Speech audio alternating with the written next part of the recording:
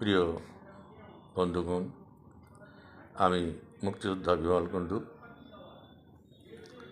আপনাদের সঙ্গে মত বিনিময় করতে এসেছি। বন্ধুগণ, কাল বাংলাদেশে হিন্দু ধর্মের সবচেয়ে প্রধান একটি অনুষ্ঠান জন্মাষ্টমী দেশব্যাপী পালিত হয়েছে। জন্মাষ্টমী উপলক্ষে আমি আপনাদের সবাইকে আন্তরিক শুভেচ্ছা এবং অভিনন্দন জানাচ্ছি। বন্ধুগণ, প্রতি বছরই উৎসাহ উদ্দীপনার সঙ্গে বাংলাদেশে জন্মাষ্টমী অনুষ্ঠান পালিত হয়ে থাকে। বাংলাদেশ জাতীয় পূজা কমিটি জাতীয়ভাবে এই দিবসটি পালন করেন। প্রতি বছরই এখানে দেশের রাষ্ট্রপতি এবং প্রধানমন্ত্রী তাদের শুভেচ্ছা বাণী প্রদান করে থাকেন। এই বছর অত্যন্ত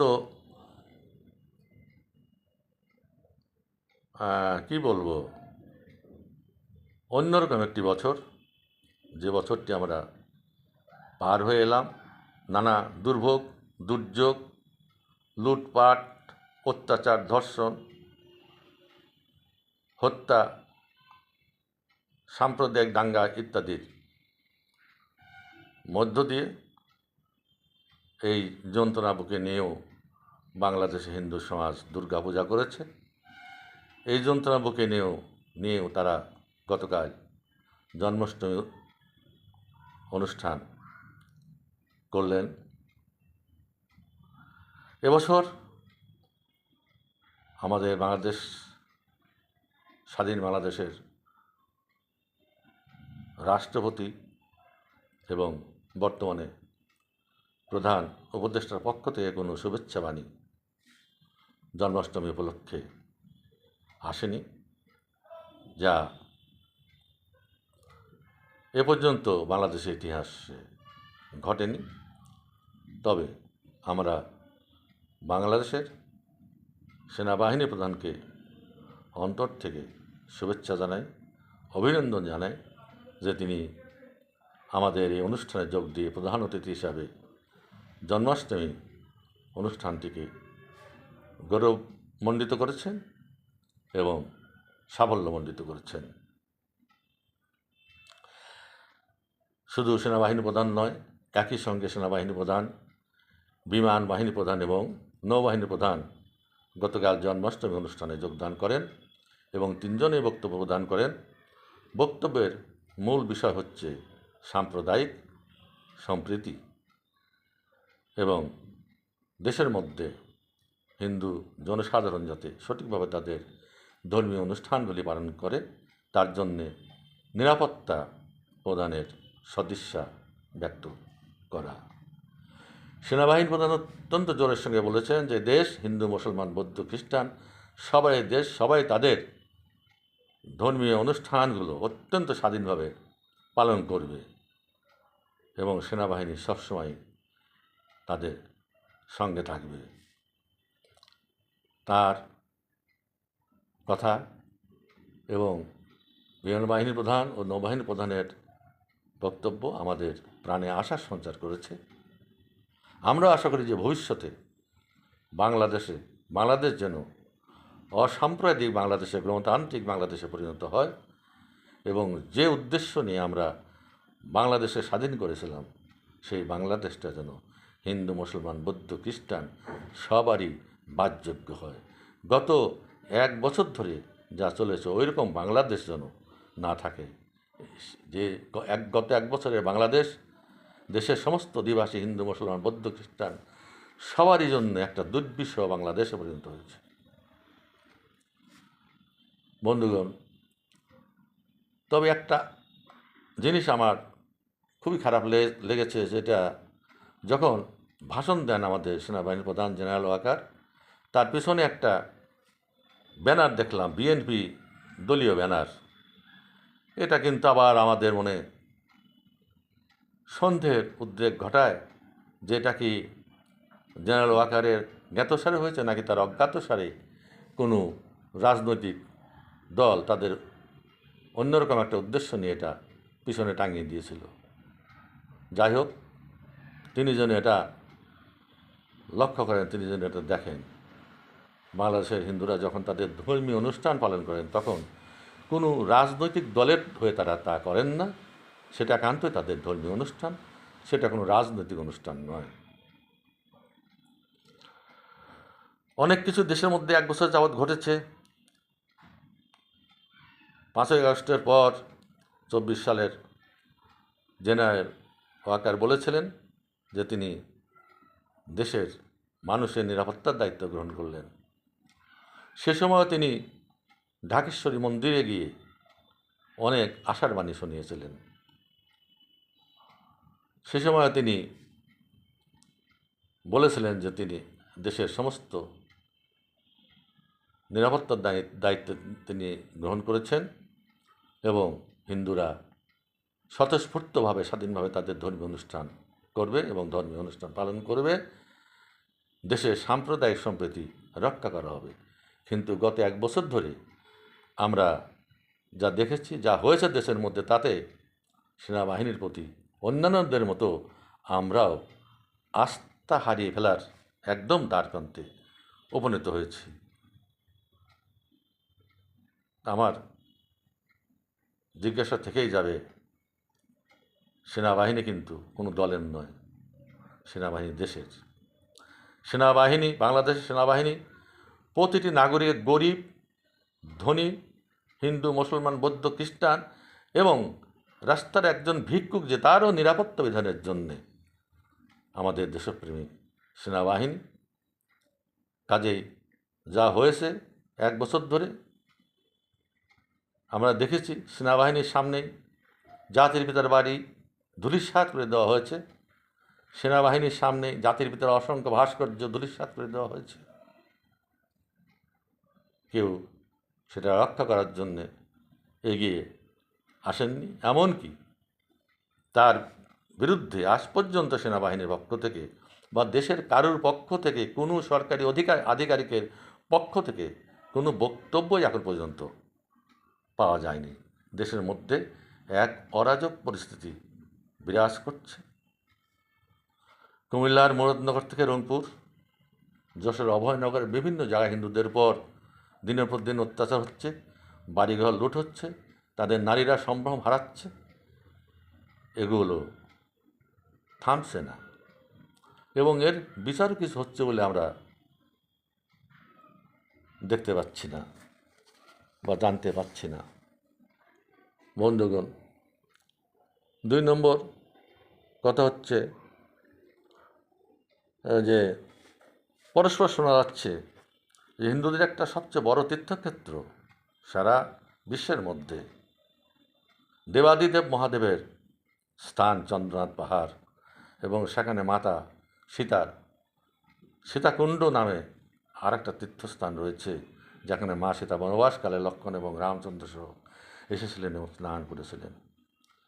এটা সারা পৃথিবী যত হিন্দু আছে তাদের অত্যন্ত পবিত্র তীর্থভূমি। সেখানে নাকি মসজিদ করার চিন্তাভাবনা করা হচ্ছে, কে বা কারা করছে, এটা ইতিমধ্যে বিভিন্ন গণমাধ্যমেও এসেছে। তা আমরা এদিকে সরকার তো দেশে নাই বললে চলে, সেনাবাহিনীর দৃষ্টি আকর্ষণ করছি।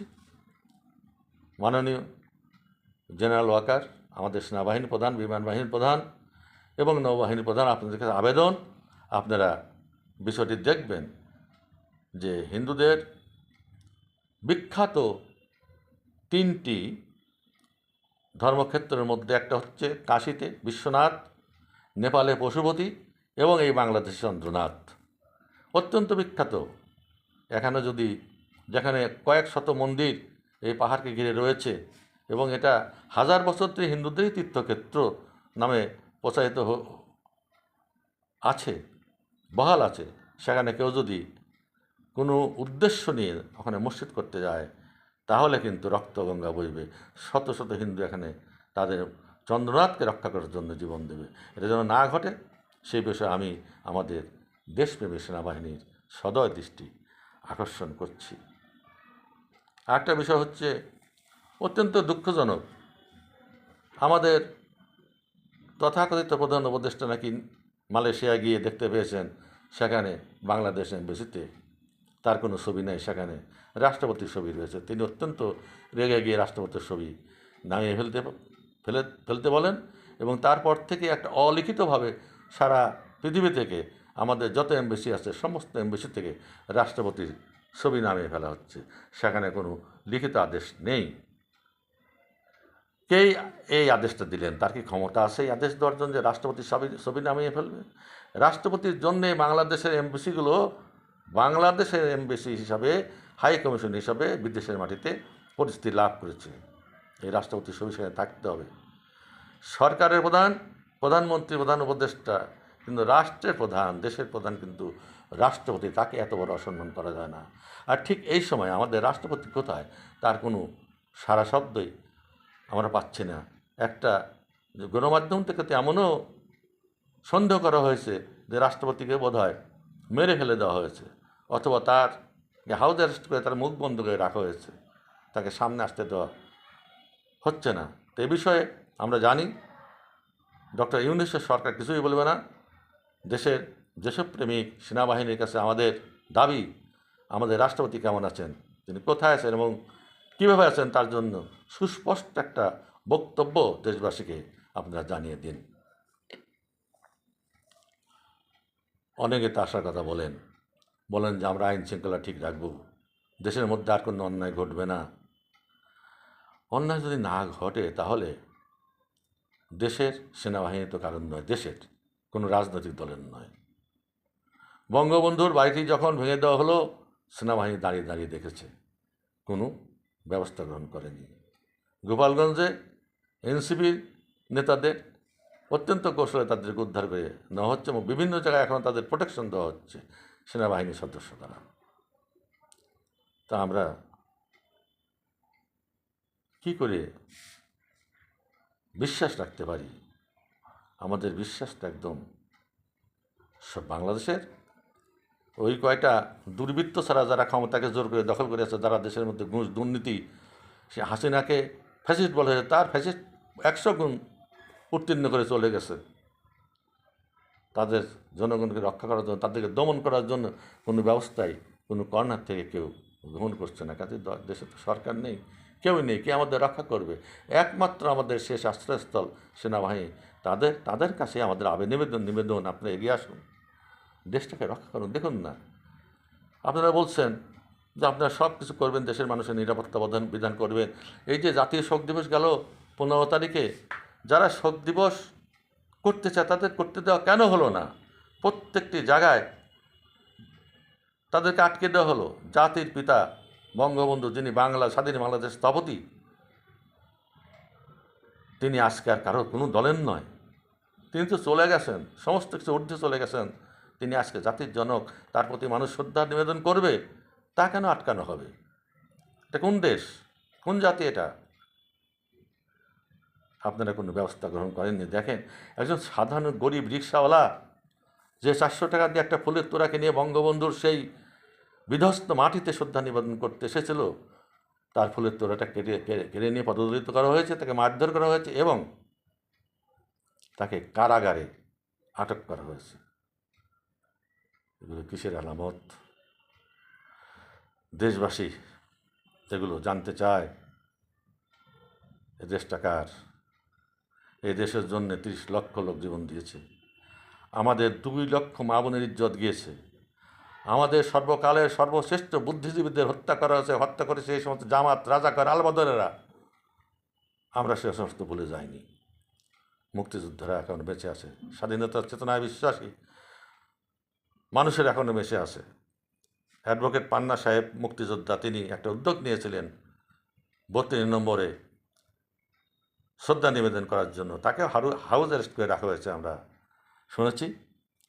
তা আজকে কারুর কাছে বিচার চাইবার কিছুই নাই। যশোরে দেখলাম বিশাল একটা মিছিল হয়েছে, সে মিছিল উদ্বোধন করছেন আমাদের স্বরাষ্ট্র সচিব, তিনি আমার সার্ভিসের লোক ছিলেন, খুব ভালো করে চিনি, তার হাঁড়ির খবর রাখি, তিনি ছাত্র জীবনে কোন দল করতেন, কী করতেন আমরা জানি। খুব ভালো ভালো কথা বললেন। যশোরের মাটিতে দাঁড়িয়ে কয়েকদিন আগেই অভয়নগরে যে হিন্দুদের বাড়ি লুটপাট করা হলো, তাদেরকে মারধর করা হলো, তাদের মেয়েদেরকে বেইজ্জতি করা হলো। কী ব্যবস্থা নিয়েছেন আপনি? যশোরের মাটিতে তো খুব বড় বড় কথা বলে গেলেন, খুব সাম্প্রদায়িক সম্প্রীতির কথা বলে গেলেন। কী ব্যবস্থা নিয়েছেন বলেন? এই সমস্ত আপনাদের ছেলে ভুলানো কথার আর কোনো মূল্য নেই, কেউগুলোর দাম দেবে না। আমরা চাই আমাদের ৭২-এর সংবিধান গণতন্ত্র, ধর্মনিরপেক্ষতা এবং সমাজতন্ত্র, গণতন্ত্র, ধর্মনিরপেক্ষতা এবং বাঙালি জাতীয়তাবাদ প্রতিষ্ঠা। এর বাইরে কোনো কথা নেই। ৭২-এর সংবিধানকে বহাল করতে হবে। দেশের গণতন্ত্র আপনারা ফিরিয়ে আনুন। আমলারা ইচ্ছা করে সব পারে, সমস্ত সচিব এক হয়ে সরকারের উপর চাপ প্রয়োগ করুন, দেশে আইন শৃঙ্খলা ফিরে আসুক, তাড়াতাড়ি নির্বাচন হোক, জনপ্রতিনিধিদের হাতে ক্ষমতা দিয়ে এই সমস্ত আপদবালায় দূর হোক, তাহলে দেশের সব কিছু ঠিক হয়ে যাবে। What is NCP? এই সমস্ত নাবালক ছেলেপেলের হাতে দেশ ছেড়ে দিয়ে এত বয়সী মানুষ, বুদ্ধিজী মানুষ, সিনিয়র লোকেরা তাদের তাপের দাঁড়িয়ে করতেছেন, লজ্জাও করে না কারো। তো যাই হোক, বেশি কথা আর বলতে চাই না। কাকে বলবো? কাউকে কোনো কথা বলে কোনো প্রতিকার হচ্ছে না। চন্দ্রনাথ পাহাড়ের দিকে আপনারা দৃষ্টি দিন, এখানে যাতে কোনো অঘটন না ঘটে। দেশের সম্প্রীতির দিকে দৃষ্টি দিন। কারোর উপর যেন, শুধু হিন্দু কেন, হিন্দু, মুসলমান, বৌদ্ধ, খ্রিস্টান, সাধারণ মুসলিম সমাজ, তাদের উপর অত্যাচার হচ্ছে, তাদেরকে হত্যা করা হচ্ছে, জেলে অনেককে হত্যা করা হয়েছে বলে আমরা পরস্পর শুনতে পেরেছি। সব দিকে দৃষ্টি দিন, এই অপশক্তিতে বিদায় করুন।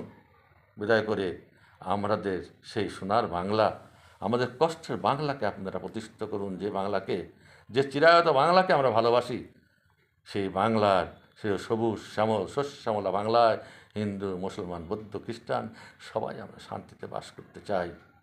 সেই চিরায়ত বাংলা প্রতিষ্ঠা করার জন্য আজকে এই সর্বনাশা দিনে, বিপদের দিনে আমি বাংলাদেশ সেনাবাহিনীর কাছে আবেদন করব, আপনারা এগিয়ে আসুন, দেশের দায়িত্ব তুলে নিন, সুন্দর একটা নির্বাচন করে গণপ্রতিনিধিদের হাতে আপনারা দেশের দায়িত্বভার ন্যস্ত করুন, দেশ সুন্দরভাবে চলুক। সবাইকে ধন্যবাদ। জয় বাংলা, জয় বঙ্গবন্ধু।